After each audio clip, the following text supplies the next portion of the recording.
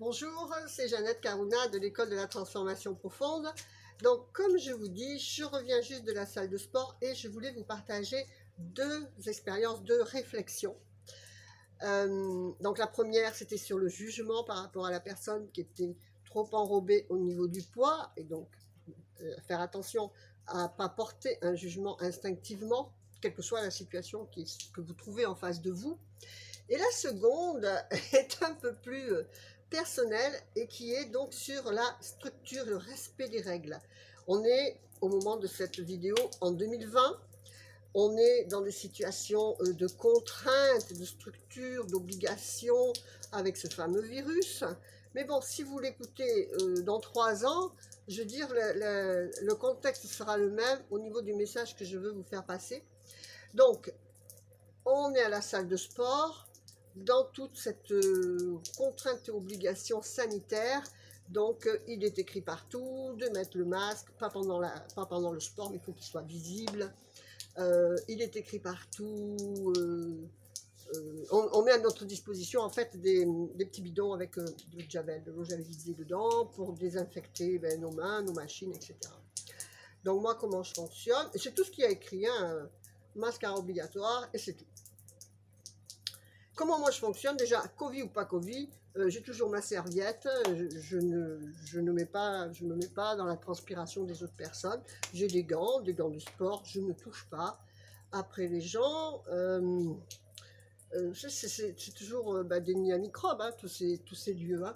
Donc, instinctivement, de toutes les manières, je fais cette chose basique, mais là, comme on a les sprays en plus, donc avant de me servir d'une machine, je pchite la machine et je pchite mes mains et je pchite après avec cette eau désinfectante, donc quand j'ai fini de me servir de la machine. Et puis, je sais pas, il y a un mois, une des coachs vient à moi et me dit il faut nettoyer la machine. Je lui ai dit, je viens de le faire. Elle dit, non, non, non, avec un papier, je dis, de toutes les façons, tout le monde nettoie sa machine quand il prend la machine, parce que on ne sait pas ce qui s'est passé avant. Elle me dit, écoutez, c'est les règles, c'est comme ça, il faut nettoyer la machine avec un papier bien à fond. Bon, donc, ok, bon, je reconnais, il y a une petite discussion, je fais ma rebelle. Hein. Et puis là, hier, mais bon, j'ai vu que tout le monde le faisait, donc après, bon, j'ai pris le pli et je l'ai fait. Il faut savoir que je suis quand même en 8 karmique et qu'on est en année structure et règles. Et franchement, vu tout ce qui se passe au niveau mondial, l'univers ou la Gaïa s'est bien énervé parce que ça fait des années, des millions d'années que l'humanité ne respecte pas les simples règles de bon sens, de respecter son environnement, de respecter les autres et soi-même. Et donc voilà, j'avais pris cette habitude aussi, bon pas toujours je reconnais, hein, selon la machine. Et aujourd'hui, donc elle n'était pas là, hein, donc elle y soit ou pas, j'ai pris mon truc, je fais.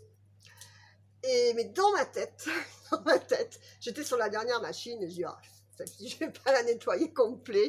Donc vous voyez le truc, c'était dans ma tête. Et puis je descends de la machine, et puis j'allais m'en aller en fait.